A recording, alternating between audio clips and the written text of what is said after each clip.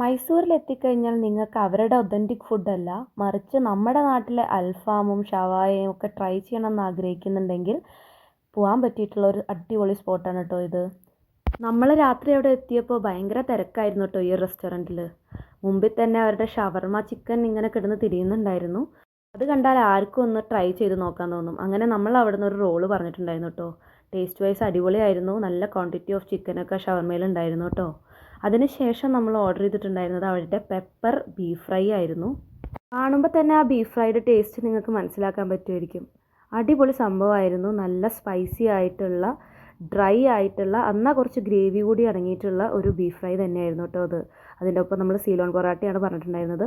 അതാണെങ്കിലും അടിപൊളിയായിരുന്നു. ഇതിന് പുറമെ ഒരുപാട് ഐറ്റംസ് അവിടെ ഉണ്ടായിരുന്നു കേട്ടോ. നല്ല ബഡ്ജറ്റ് ഫ്രണ്ട്ലി ആയിട്ടുള്ള ഒരു റെസ്റ്റോറൻറ്റ് തന്നെയാണത്. ഫ്രണ്ടിൽ തന്നെയാണ് അവരുടെ കുക്കിങ്ങും കാര്യങ്ങളൊക്കെ നടക്കുന്നത്. മൈസൂർ മീന ബസാറിലെ സംസം റെസ്റ്റോറൻറ്റ് എന്നാണ് കേട്ടോ ഈ ഒരു സ്പോട്ടിൻ്റെ പേര്. അപ്പോൾ നിങ്ങൾ മൈസൂർ വരികയാണെങ്കിൽ ഇതും ഒരു മസ്റ്റ് ട്രൈ സ്പോട്ട് തന്നെയാണ്.